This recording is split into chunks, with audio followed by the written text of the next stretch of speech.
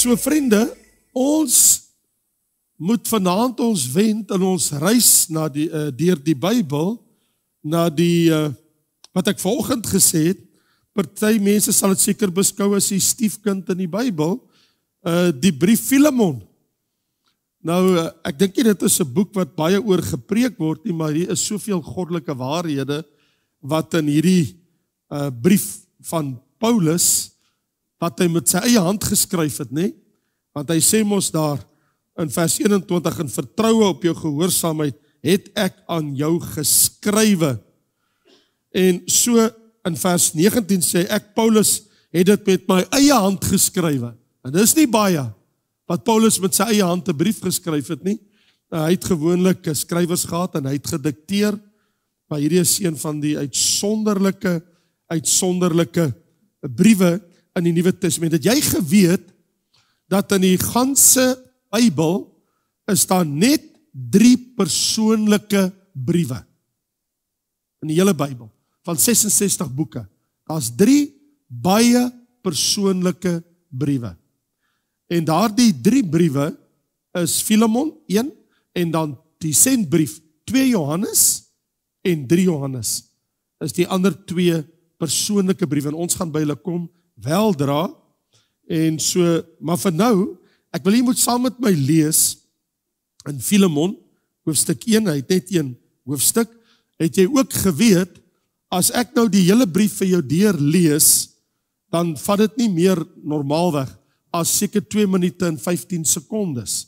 So jy kan in 2 minute, Paulus, 2 minute gegewe die kant toe en daai kant toe, kan jy Paulus se persoonlike brief lees, wat hy geskryf het aan 'n vriend van hom, aan Filemon. Dat het gegaan oor 'n slaaf, Onesimus, wat by Paulus in die tronk tot bekering gekom het, en dis 'n slaaf wat weggehardloop het van sy heer, en dit lyk vir my het van hom gesteel, want Paulus sê, so iets skuld, sit dit op my rekening, ek sal dit betaal. So dit is 'n baie wonderlike verhaal, dis eintlik 'n juweel. Hier tussen die bladsye van die Nuwe Testament het ons so 'n juweel uit Paulus se eie hand. Sê vir ons iets van sy hart. Leer ons, hoe dink hy net oor die lewe? Dit was eintlik so 'n belangrike saak, die ding van Onesimus en Filemon, dat Paulus sommer onderneem daar in die tronk, was terloops ook sy laaste brief in die tronk wat hy geskryf het, was sy laaste brief wat hy geskryf het terwyl hy in die tronk was. Maar wat interessant was, is dat dit so aangrypend dat hierdie was vir hom so 'n persoonlike, belangrike saak, dat hy het nie iemand gekry wat vir hom, wat hy voorgedikteer het om vir hom die brief te skryf nie. Hy het dit sommer met sy eie hand geskryf. En as jy daarvan vers 15 af lees tot vers 17 sê hy, en hy praat hier so met sy ou goeie vriend, Filemon, 'n pragtige kind van die Here wat hy ken, van die stad Kolosse. En hy skryf en hy sê vir hom, hy sê, weet jy, Filemon, miskien is hy, dis nou Onesimus, om hierdie rede 'n tydjie van jou geskei, dat jy hom vir altyd kan besit. Want as hy nou terugkom na jou toe, hy is 'n nuwe man. Hy is nie meer 'n dief nie, hy het tot bekering gekom. Hy sê, nie meer as 'n slaaf nie, maar meer as 'n slaaf, as 'n geliefde broeder in die vlees, sowel as in die Here. Veral vir my, sê Paulus, is hy soos 'n broer in die Here geword. Hy sê, ek weet, vir jou was hy 'n slaaf, jy het hom gekoop, hy het vir jou gewerk, hy het jou geld daar weg. Hy sê, maar hy is nou 'n broeder vir my, veral vir my. Hoeveel te meer vir jou, as jy hom nou kan terugkry. As jy my dan vir 'n metgesel hou, Filemon, as jy sê, jy weet, ons is een in Christus, in die liggaam van Christus, hy sê, dan vra ek vir jou, neem hom aan, net soos vir my. Vat hom, asof dit ek is. En hy skryf so mooi aan hom, dat hy, en miskien sou ek meer my teksvers wou haal uit vers 6 uit, wat hy ook praat oor alles wat goed is in julle tot eer van Christus. Maar hy baie aangrypend. Dis nou vers 9. Hy sê maar, terwyl hy in die vorige vers ons sê, weet jy, ek vra jou mooi, hy sê, ek kan jou beveel as ek wil, hy sê, maar, ek pleit liewer, terwille van die liefde. Dat was so mooi. Terwille van die liefde. Ek wil nie met jou swaarde kruis nie, Filemon, en ek en jy is mos nou lief vir mekaar, ons is broeders in die koninkryk, hy sê, maar, terwille van die liefde, wat se skade daar ook al is, sit dit maar op my rekening ook, ek sal dit betaal, en vat hom tog net as 'n broer. Vader, hierdie so persoonlike, kosbare woord, van die man van God, wat in 'n tronksel sit, wat 'n liefde ontwikkel het, vir hierdie slaaf, Onesimus, wat hy die woord van God bedien het, en wat kragtadig tot bekering gekom het, en wie hy gesien het, sy lewe totaal verander, en kon hoor dat Onesimus is bereid om terug te gaan na sy meester toe, wetende dit kan sy dood kos, hy kan hom kruisig, hy kan hom doodmaak, maar hier by Paulus, is net daar die hart, ontvang mekaar tog in liefde, en terwille van die liefde. Ek wil vanaand bid, Here, dat iets van 'n ou Paulus wat in 'n tronksel sit, met 'n slaaf, wat hy hierdie briefie gee in sy hand en sê, vat dit na jou meester toe. Ek glo, hy sal dit in die gees ontvang, waarin ek hierdie brief geskryf het. En jy sal met jou lewe ontkom, want jy is my broeder. Vat hierdie brief, neem dit na Filemon toe. Ek stuur jou terug na jou meester toe. Ek wil net bid, Here, dat iets van hierdie wonderlike ding, wat met 'n godsman in 'n tronksel gebeur het, tog by ons ook sal deurdring in hierdie uur. Bid ek in Jesus naam. Amen. So, dit is toe handgeskrewe brief, Paulus self, om Filemon te versoek, dis maar alwaaroor dit gegaan het, om sy slaaf wat weggeloop het, terug te ontvang, hierdie keer as 'n broeder in Christus. Nie net as 'n slaaf nie, maar as 'n broeder in Christus. So dis 'n pleidooi in der waarheid van Paulus aan sy vriend Filemon was 'n welgestelde man in die gemeente in Kolosse, en Filemon se vrou was Appia. Dit het ons gelees as jy al die brief deurgelees in vers 1. Sy vrou is Appia en hy het 'n seun met die naam van Archippus, en hy het 'n gemeente in sy huis. Hy het 'n huissel gemeente. Dit was in die dae voordat daar kerke was, toe gemeentetjies klein was en groepies so in huise bymekaar gekom het, uit vrees vir die Jode weggekruip, kon nie eintlik in die openbaar bymekaar kom nie, baie bedreigde situasie gewees, en ook met die keisers, wat nie tyd gehad het vir die kerk van die Here nie. So, en hy skryf aan hierdie man, wat die leier is, van die gemeentetjie daar in sy huis, en hy vertel vir hom dat, ek wil jy moet Onesimus jou slaaf, moet jy terug ontvang. Maar hierdie keer, as 'n broeder in die Here. Hy kan nog steeds jou slaaf wees, maar behandel hom ook as 'n broeder in die Here. Nie net as iemand wat vir jou werk nie, maar as 'n kind van die Here, want dit is wat hy nou is. So, eintlik is die brief dan nou in der waarheid 'n baie privaat, as ek dit so kan stel, persoonlike pleidooi. En God het beskik.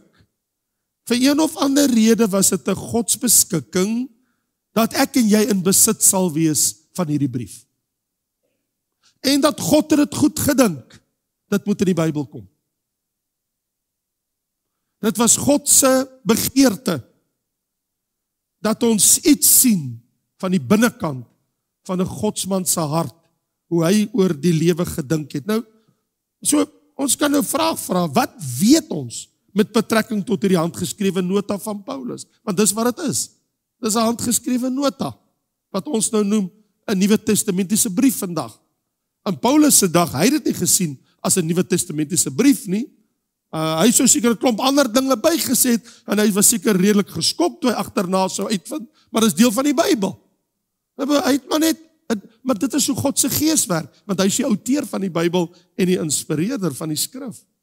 So hier het ek en jy iets baie kosbaar, 'n persoonlike briefie van Paulus. Soos jy sê, ek wens, ek kon een van God se godsmanne, kom ons sê 'n Petrus of 'n Jakobus of 'n Johannes of een van hulle, ek wens ek kon net 'n persoonlike briefie van hulle gelees het in my lewe. Well, yeah, you got it.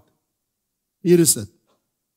As jy al ooit gewonder het, jy wens jy kan 'n briefie van iemand, 'n ware man van God, 2000 jaar gelede, net in 2 minute, net lees, wat het hy geskrywe? Jy hoef nie ver te gaan soek nie, jy hoef nie in biblioteke te gaan soek en argiewe, opgrawings nie, jy het sommer nou, right hier in jou hand.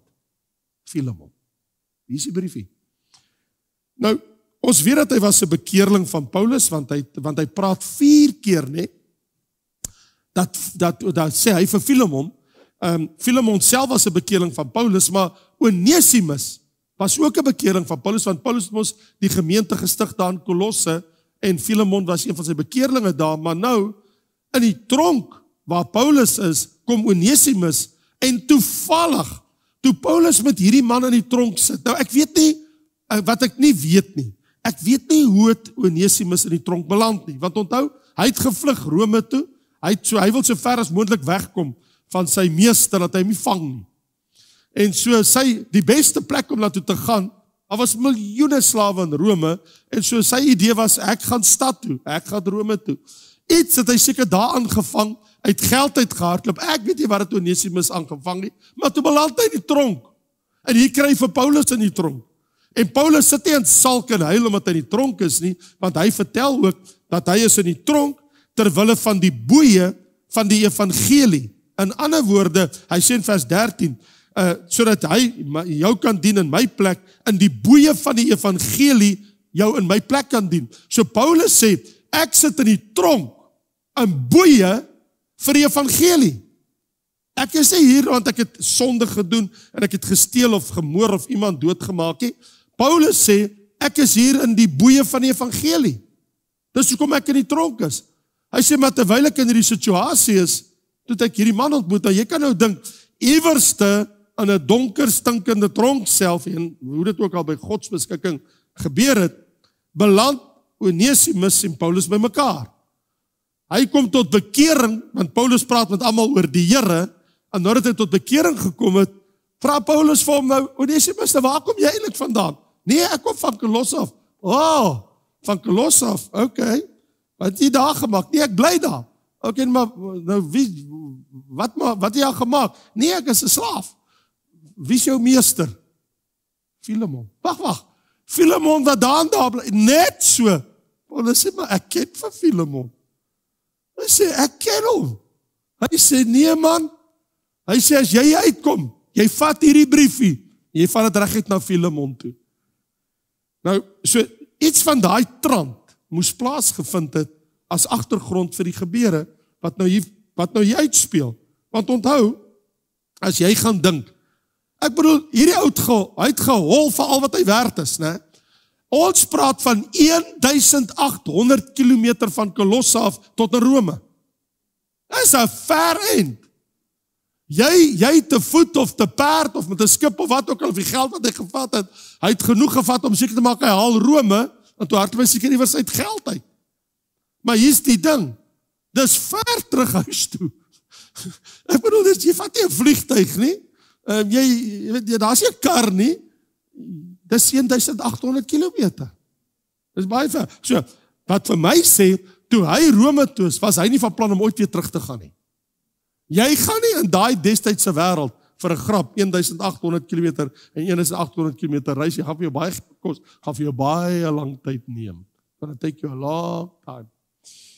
Maar soos dit nou Gods beskikking is, hardloop Onesimus om weg te kom van sy meester in Paulus vas. Die res van die storie is geskiedenis, want vers 10 sê, ek pleit vir my kind Onesimus, wat ek verwek het in my boeie. terwyl ek gebind is in die tronk, kon ek met hierdie man praat. Ek het hom in my boeie, in 'n tronksel, het ek met hierdie man gepraat. Toe vind ek uit wie hy is, Filemon, en hy is jou slaaf, en ek ken vir jou. Hy sê, hy het tot bekering gekom, hier by my in die tronk. Wel, dank die Here, die man is tronk toe. En dank die Here, dat hy by 'n ou soos Paulus uitgekom. Hy wil, kan daar iets beters met jou in die lewe gebeur, om 'n tronk te beland langs Paulus? En natuurlik, dit het natuurlik nou, dat die vlugtende slaaf, is nou geliefde broeder in die Here. En hy gebruik die woord ook. Hy sê vir hom, hy is 'n geliefde broeder. Nou, hierdie is nie 'n vergissing nie, vriende, hoor. Jy moet nie 'n fout maak nie. Hierdie sê maar net hoor sê, dis nie cheap talk nie. Maar dan ken jy nie jou Bybel as jy dink, dis net cheap talk nie. Maar kom ek wys vir jou. As jy gaan na plek toe soos Kolossense 4, skryf Paulus aan die gemeente van Kolosse 'n brief. En raai wat doen hy?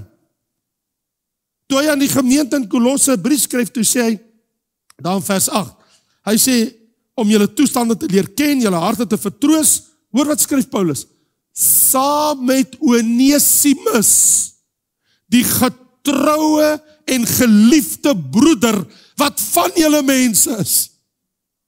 Hy noem hom die geliefde in die Here.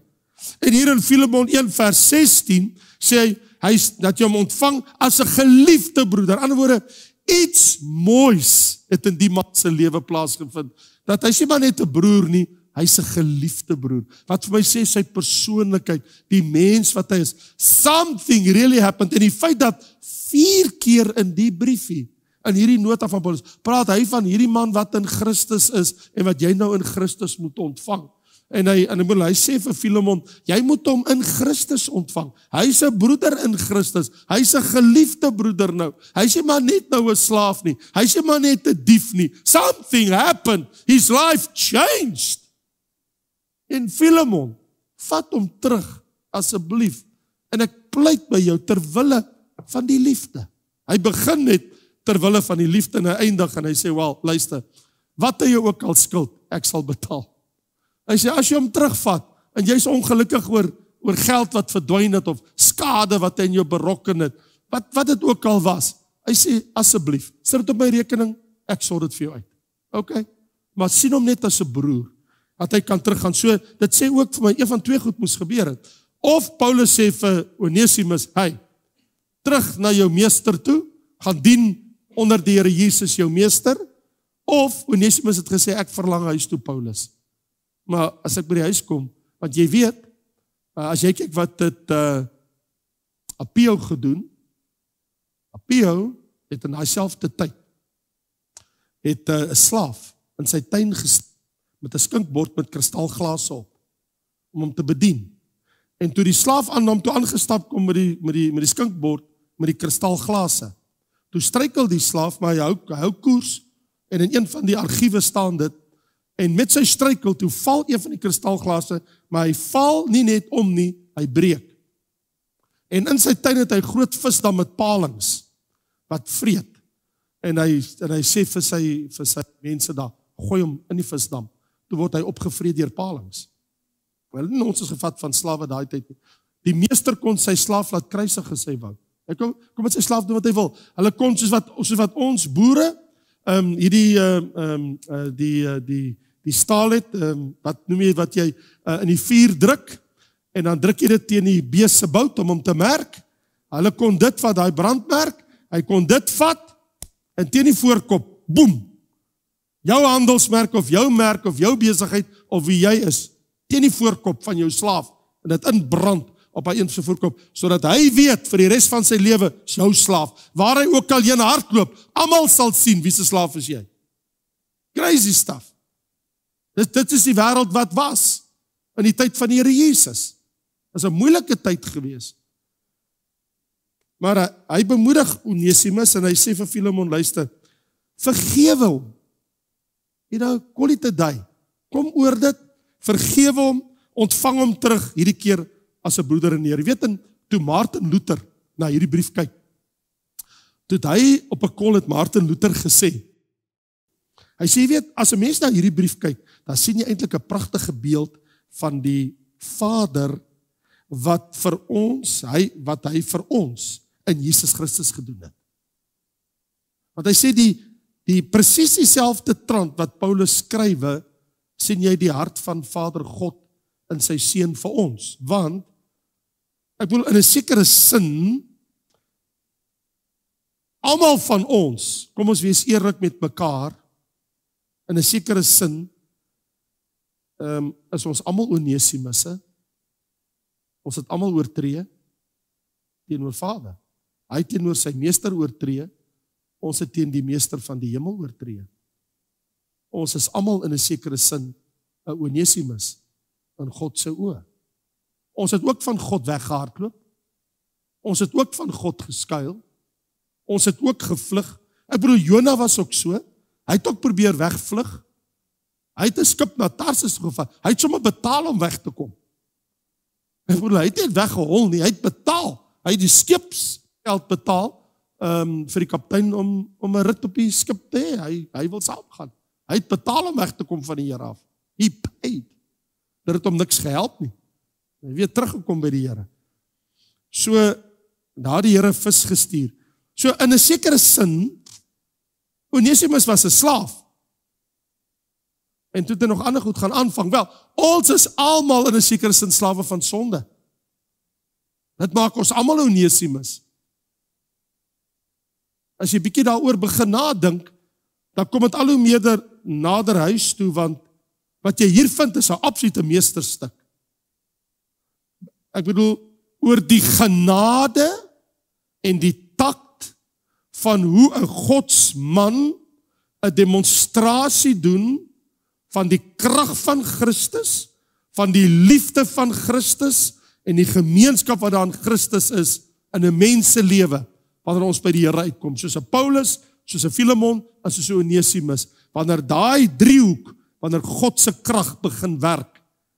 En jy kan duidelik sien, Paulus tree in, ek bedoel hy doen voorspraak vir Onesimus by Filemon. So het Christus ook vir ons ingetree. Ek bedoel, dis wat hy doen. Hy bid vir ons. Hebreërs hoofstuk 7 sê, Christus is ons meester. Is hy jou meester en jou Here? Want in die geval die Bybel sê, Hebreërs 7 sê, hy bid ook vir jou en my. Het jy al ooit daaroor nagedink? Wel, Christus sê vir Petrus, ek het vir jou gebid, en vir jou en die vriende, vir julle almal. Dan bid hy ook vir ons. En so Paulus bied aan om sy skuld te betaal, wel Christus Jesus het ons skuld betaal. Want die Bybel sê hy het met sy eie bloed betaal. Nie met die bloed van silwer of goud nie, maar met sy eie bloed. En net soos Onesimus uiteindelik teruggekeer het na sy eerstydse meester, so het ek en jy, wat nou hy is, ons almal kan getuig, ons het na God toe teruggekeer. Ek bedoel, as jy nie na God toe kom het, wat maak jy? Ek bedoel, omdat jy keer terug na die Here toe. En dis my en jou lewe. Ons lewe is 'n verhaal van terugkeer na God toe. 'n Pad met die Here te stap. En om hom te dien, vrylik, nie uit dwang nie, gewilliglik, in gehoorsaamheid en in liefde. Want die liefde van Christus, die dring ons. Nie dwing nie, maar dit dring ons. So daar's 'n baie duidelike verklaring in die Bybel vir wat hier gebeur het met 'n slaaf en sy meester. Inteendeel, die hele Nuwe Testament is vol daarvan, want dis die tyd waarbinne hulle geleef het. As hulle in ons tyd, as Jesus in ons tyd gekom het, sou baie dinge in die Bybel geskryf gewees het, wat ek en jy ken, die bekende, die wêreld waarbinne ons lewe.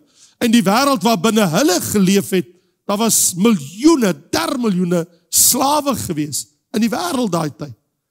Dit is bietjie anders as wat die wêreld is wat ek en jy vandag lewe, maar in elk geval, in hierdie verlossingsdaad van Christus, dat hy vir ons na hierdie wêreld toe gekom het, is daar 3 baie kragtige Nuwe Testamentiese woorde, en toe ek met jou gepreek het, nou 2,5 jaar, bykans 2,5 jaar terug, uit Romeine 7, het ek het vir jou gesê, ek onthou dit nog soos gister, ek dink ek gepraat uit Romeine 7 vers 14, as my geheue my nie steek laat nie, toe ek vir jou gepreek en toe gesê, daar's 3 woorde wat die Bybel gebruik, as dit kom by die daad van verlossing, en dit is ex agorazo en letro, en die een wat ek eerst wil vermeld, is die woordjie agorazo, want dit die kernbegrip van daai woorde, want dit het te doen met 'n slaaf en 'n meester, daai koop en verkoop transaksie, wat die Bybel eintlik verontskilder met Christus en ons en met Vader,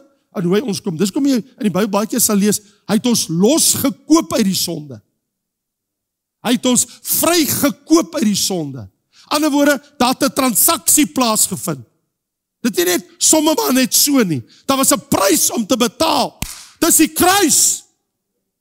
Ek sê daar was 'n prys. Dis nie somme maar net nie. Dis nie silwer en goud nie, maar dis die bloed van God se seun. Dis 'n groot prys. Dis die bloed van die seun van God. Dis 'n groot prys wat betaal is. En wanneer die Bybel praat van agorazo, of dan die verkorte woord, die direkte woord, agora, wat daarvan afgelei word, dan het te doen met 'n mark. En daai woordjie verskyn 31 keer in die Nuwe Testament. En dit beteken letterlik om in die mark agora te koop. So as jy sê ek gaan Parow mark toe, dan sê jy ek gaan agora toe. As jy vir my sê ek gaan, klink verskriklik, right? En as jy sê ek gaan na Bellville mark toe, ek gaan na agora. As jy sê ek gaan agora toe, sê jy ek gaan nou mark toe. Wat doen jy op die mark? Op die slawemark was die slawe gekoop. Dan sê jy vir my, ek gaan nou Stellenbosch toe. Right? Wie gaan saam met my? Ons gaan na die markplein. In die markplein hang daar 2 klokke. En ons wag vir Saterdagmôre.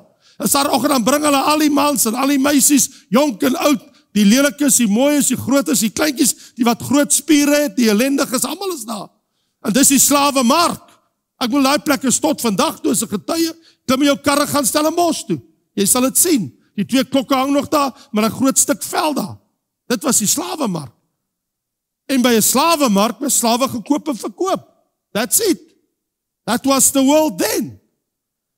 En so wanneer die woord praat van agora, dan wil die Bybel vir ons sê, in die Afrikaanse Bybel, jy kan nie die woord, want dit is 'n Griekse woord, gaan jy nou Bybel kry nie, jy gaan net die woordjie kry, gekoop of koop of verkoop aan al sy verskillende verbuigde vorms. Dis wat jy kry. En so wat gebeur is, soos Paulus sê in Romeine 7 vers 14, die mens is verkoop onder die sonde. En ek en jy behoort almal aan agora. En agora het 'n meester, en sy naam is Satan. Hy is die duiwel, want hy is die slawemarkmeester van hierdie wêreld. Want van dat sonde in die wêreld ingekom het, in die tuin van Eden, het die mens onder agora verval. En dis waar ons lewe. Ons lewe vandag in agora. Die hele ganse wêreld leef vandag nog in agora. Dis 'n slawemark, waar Satan is die meester. En hy klap die sweep. Maar die kind van God word vrygekoop uit die agora. En ons word vry. Ons is nou in die koninkryk van ons Here en Meester. En wat Paulus sê vir Filemon, hy sê, hey Filemon, Onesimus, ja, jy het hom gekoop by agora, verstaan, daar hang Kolosse in jou stad. Hy sê, maar hey, daai man is nou losgekoop, deur die bloed. Hy is in my boeye verwek, hy is nou in Christus. En jy weet, wanneer jy in Christus is, dan wat die woordjie, die volgende woordspeling wat jy gaan kry, is ex agora. Jy kan dit hoor, exit. Dis waar jy die woord kry, sien jy daar staan exit. Dis waar die woord vandaan kom. Ex beteken uit. Nou as jy uit hierdie plek uit wil kom, het jy nou 'n kans. Hier's 2 exits. Hiervoor. Exit. Ek wil uit. Nou dis ex agora. Kom uit. Ander woorde, Jesus deur sy bloed het ons uit die slawemark uitgekoop. Dis wat met ons gebeur. So ons behoort nie meer aan die duiwel nie. Ons behoort nie meer in die koninkryk van duisternis nie. En so dis wat Paulus vir Filemon sê, die man, hy is vrygekoop. Hy behoort nou in Christus. Hy is nou 'n slaaf van Christus. Dis baie interessant. Paulus noem homself, ek is 'n slaaf van Christus. Maar is interessant. Jy's 'n slaaf by choice. Daar het 'n ander woord vir slaaf, doulos, né? Hy sal sê doulos. Wat eintlik sê, wat hy dan wil sê is dat ek het gekies om my meester wat my vrygekoop het, se slaaf te word. Dis hoekom hy sê in 2 Korintiërs 5, ek dink vers 14, as hy sê die liefde van Christus die dring ons, nie dwing nie, maar dring ons. Aan die ander woorde, daar's iets hier binnekant wat my trek om terug te keer na my meester toe. En te sê, dit is soos hy 10 melaatses. Die Here het hulle gesond gemaak, en toe hulle weghardloop van die 10 melaatses, hulle is so dankbaar, toe kom net een terug, en hy sê, maar waar is die ander 9? Maar een het kom dankie sê. Nou wanneer jy so, soos daai een melaat sê, die Here sê, maar waar is die ander 9? Hoekom kom dankie sê? Hy sê, maar wat jou betref, jou geloof het jou nou gered, nou is jy gered. Jy is nie net gered van jou siekte nie, jy is gered van die ewige hel van die dood. Hy sê, nou is jou siel ook gered. Hy sê, gaan, jou geloof het jou gered. Hy het saligheid kom kry. Daai ander 9 is heel waarskynlik verlore in die hel in. Sonder melaatsheid. Wel, dan gaan ek eerder maar met melaatsheid, gaan ek in die hemel in, as sonder melaatsheid hel toe, right? En so wil ek vra, wat doen jy as 'n dankbare slaaf? Kom sê jy dankie vir jou meester. Kom dien jy hom. Hou jy terug van jou meester. Want as hy werklik jou meester is, dan gee hom jou alles. Want onthou, 'n slaaf het nie regte nie. Sowieso, jy het nie reg om jou te beroep nie. Jy kan jou beroep op die beloftes van jou meester. As jou meester vir jou beloftes gegee het, dat jy vir jou meester sê, meester, Here, koning, Jesus, dis wat hy vir my gesê het, en ek beroep my daarop. Jy kan jou beroep op sy beloftes wat hy gegee het, maar jy het nie regte nie. Jy kan nie kom eis nie. Soos hierdie prosperity leerders vir ons wil sê, jy moet hierdie goed kom eis nie. God help jou. Jy het niks om te eis van God nie. Jy kan jou net beroep op sy beloftes, want jy's 'n vrygekoopte slaaf. Jy het nie regte nie. 'n Slaaf het nie regte nie. Jy het dit prys gegee. So die duiwel gee nie vir jou regte nie, terwyl jy in die agora is nie. Hy hou al die kaarte en al die regte vir homself. Maar so toe Jesus in hierdie wêreld gekom het, ek wil dis tog die rede waarom hy gekom het. Lukas 19 vers 10, dat die seun van die mens kom te soek en te red die wat verlore is. Dit was die hele rede waarom hy gekom het. Hy het ons kom soek. Ek bedoel, die meester het ons letterlik kom soek. Nou 'n slaaf, hy vlug. Maar hierdie meester is 'n baie goeie meester. Hy is soos ander meesters nie. Hy het ons kom soek. Hy sê, ek het kom soek om te red die wat verlore is. Die wat in die agora is. Ek wil hulle uit die mark uitkoop. So, en dan daai ex-agora beteken mos uit die markplek uit. Ander woorde, 4 keer in die Nuwe Testament sou jy dit ook vind, dat hy ons uit die mark uitgekoop het. En nou baie interessant, dat in die oorspronklike teks, in ons Griekse vertaling, dat as hy sê, het ons uit die mark uit kom koop, val die klem op die permanentheid. Ek sê, die klem val op permanentheid. Jy gaan nie weer terug waar jy uitkom nie. You don't go back there. Hy het jou permanent losgekoop. En natuurlijk dan kry ons die derde woordjie wat beteken letrou, wat dus beteken waar hierdie persoon as 'n vrygekoopte slaaf, in hierdie aspek, hy het deur 'n prys te betaal, het ek en jy nou vry om die Here te dien, soos wat ons dit wil doen. En Paulus, hy verstaan al hierdie dinge, so hy skryf vir Filemon, in sy handgeskrewe nota, hy sê, jou slaaf, as jy wil hê dat hy moet jou slaaf bly, ek stuur hom terug na jou toe, hy sê, ontvang hom dan, in die vlees, as 'n slaaf, in die vlees, okay, laat hom vir jou werk, hy sê, maar in jou hart, as jou broeder, so pas hoe jy hom hanteer, be careful how you handle him, dis sy pleidooi. Ek wil sê, loof die koning, hy behandel ons reg, met liefde, en met groot genade, en barmhartigheid, en erbarming.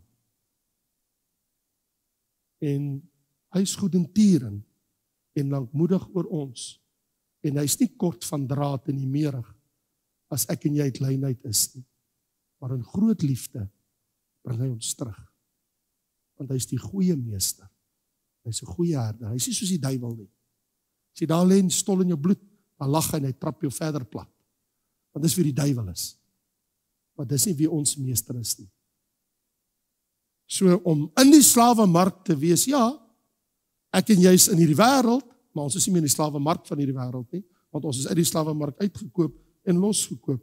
So as 'n verloste sondaar mens, dis wie ons nou is.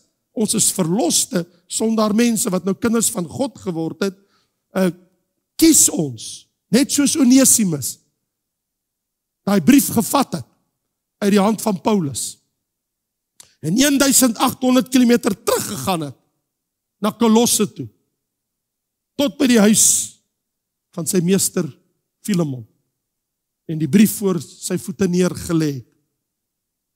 Net so kan ek en jy hierdie woord vat en sê, Here, ek vat hierdie brief, ek vat hierdie woord, U het my vrygekoop, en ek kom vir U dankie sê, dat ek U sal lief en U sal dien, want jy sien, Christus is nie 'n slawehandelaar nie, hy ploeg nie met ons nie, hy misbruik ons ook nie, dis nie wie hy is nie, want jy sien, as verlostes, kies ek en jy, om sy slaaf te wees, en dit laat my net weer opnuut iets besef, en dit is dat hierdie is eintlik 'n merkwaardige juweel in die Bybel, wat 'n mens miskien net so oorlees, en dit maar net so die kraak neem, asof dis maar net 'n briefie aan iemand wat ek nie ken nie. Want jy sien, hoe het jy dit gemis? As jy Grieks geken het, so jy geweet het wat beteken die naam Onesimus, want Onesimus beteken voordelig. Jy sien, voordat Onesimus by Christus gekom het, was hy nadelig vir sy meester. Hy was vir hom net tot 'n nadeel. Wat toe hy by Jesus kom, toe sy werklik Onesimus voordelig. Hy sê, hy sal nou vir jou goed wees. Hy's 'n broeder in die Here. God kan na jou bekering jou 'n Onesimus maak, né? Tot voordeel van jou familie. Jy rand nie met jou vrou aan nie, right? Jou kinders nie. Right? Jy spandeer nie jou geld so op drank dat jou huis skade ly nie. Right? Jy doen nie meer die dinge wat vir jou skade bring in jou huis en familiebetrekkinge en bring verwoesting. Dit laat vir my dink dat die brief is eintlik van onskatbare waarde. Want hier's iets van 'n praktiese geregtigheid in die brief. Dis prakties. Daar's 'n Christelike broederskap par excellence. As jy een soek, hier is dit. Daar is hierdie, is so mooi woord eintlik in Afrikaans, hierdie Christelike welwillendheid. Dit is wat jy optel by Paulus. Hierdie Christelike welwillendheid, hierdie tegemoetkomendheid, hierdie openhartigheid, die liefde van Jesus. Dis wat jy in die ou man se hart sien. Is so mooi. Ja, ek bedoel, dis die wet van die liefde. Dis wat dit is. Dis die wet van die liefde. So, ek moet my nou haas om klaar te maak. Is julle tevrede met die inleiding? Kan ek gaan na Pedeen toe? Kom ons, ek noem dit vir 2 goed. Paulus het die saak gestel van Onesimus. Hier is dit. You want to know it? You go and read it. Okay? 2,5 minuut, jy sal deur dit wees. Hy stel Onesimus se saak. Die ding wat nou aan sy hart is, ek pleit ter wille van die liefde. Ter wille van die liefde. Come on. Jy weet, liefde sien baie dinge oor. Liefde vat jou baie ver. In actual fact, it takes you all the way. Want die liefde vergaan nimmer meer. Hy sê ter wille van die liefde, en hy het vir hom nou vertel van Onesimus het tot bekering gekom, en nou ter wille van die liefde vra ek jou, hy sê, Onesimus het my nou begin dien. Hy sê vir hom, weet wat Onesimus, hier in vers 13, hy sê, ek wou hom by my hou, sodat hy my in die plek van die boeie van die evangelie jou plek kan dien. Hy sê, Onesimus, hy is eintlik my slaaf in die tronk, in die sin van, ek is gebind in die tronk, and he serves me. Hy bedien my. Ek weet nie of hulle hom aangestel het later met 'n werkie daar in die tronk, dat hulle vir hom gesê het, hoorie my, terwyl jy nou sommer hier is, jy moet nou sommer maar help hom en gee vir hom ietsie om te eet. En dit laat party mense wonder, skrifgeleerdes is, was hy in die eerste plek in die tronk as gevolg van iets wat hy anders te aangevang het in Rome, of is hy daar want hy het 'n werkie gekry? Hy dra kos vir die gevangenes. Hy bedien hulle. Wat maak hy daar?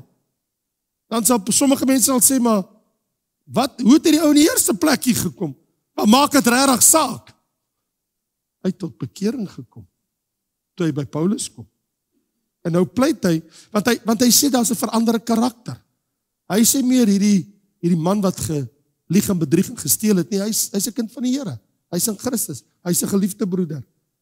Hy sê nou, Filemon, jy moet vir Onesimus ontvang, asof jy my ontvang, asof wat ek is. En hy pleit ter wille van die liefde. Ek wil, voor ek afsluit, wil ek net een of twee opmerkings nog maak.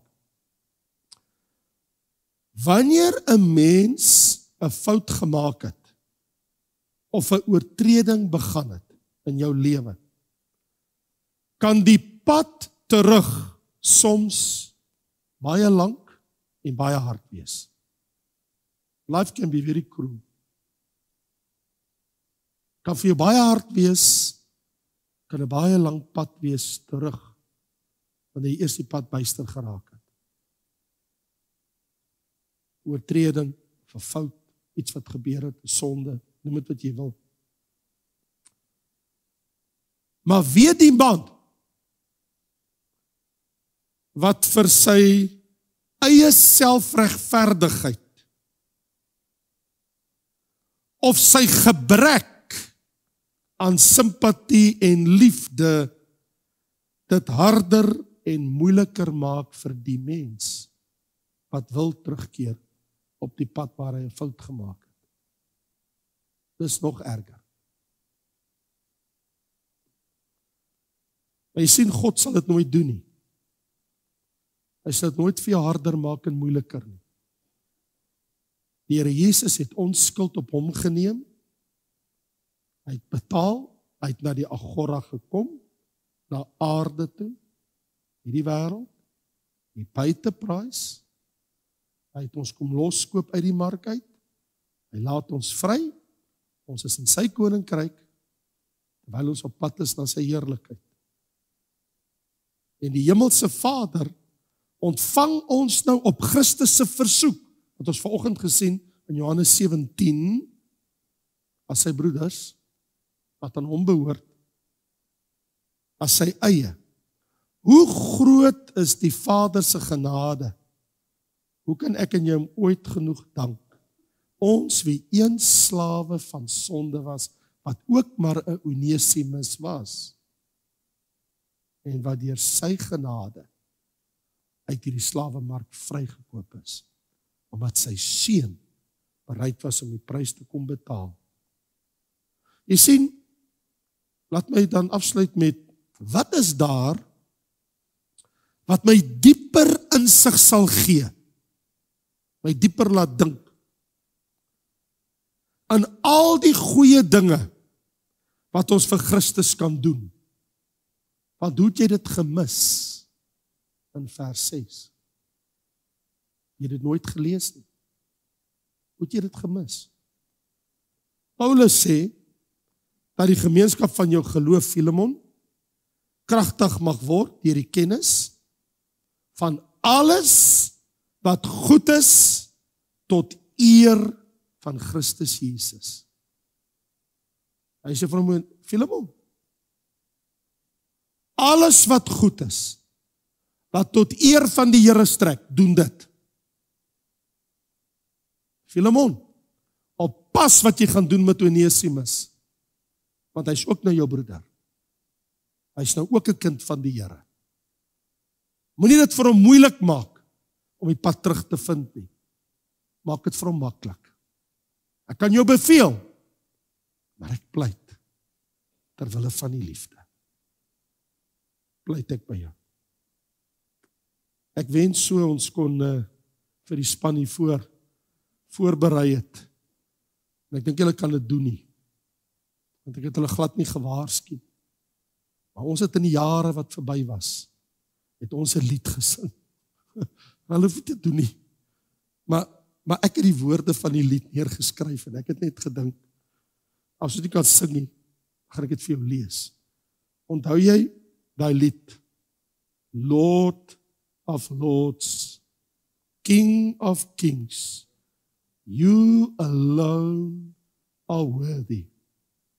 All the earth and heaven sing glory to your name. Lamb of God, Holy One, righteous and forgiving. En dan gaan die refrein, praise the Father, praise the Son, praise the Spirit, everyone. Ons moet die Here dank. Ek, Onesimus, hy het my gevind. Vader, ons wil uit ons harte uit baie dankie sê vir hierdie kosbare nota uit Paulus se eie hand uit. Ons kon vanaand die hart sien van 'n godsman. En dit het ons diep geroer, Here. Dit praat met ons. Dit spreek hier in ons hart. Dit vat diep in ons, Here. As ons dink ons was ook maar Onesimus gewees. Dankie, Here. Dankie, Jesus. Dat U na die mark toe gekom het, ons gekoop het, vrygelaat het, om nou vrywillig U te dien en U slaaf te wees, uit eie vrye keuse, to love and serve You. Here, word verheerlik, in deur ons eie lewe, en nogmaals, dankie, Here, dat U gekom het, en gedoen het wat U gedoen het, om ons vry te maak. In Jesus naam, Vader, dankie dat U U Seun gestuur het, en aan die Seun, dankie dat U gekom het, en aan die Gees, dankie dat U dit aan ons kom openbaar het. Vader, Seun en Heilige Gees, ons dank U. Amen. Mag die Koning jou seën. Baie dankie julle.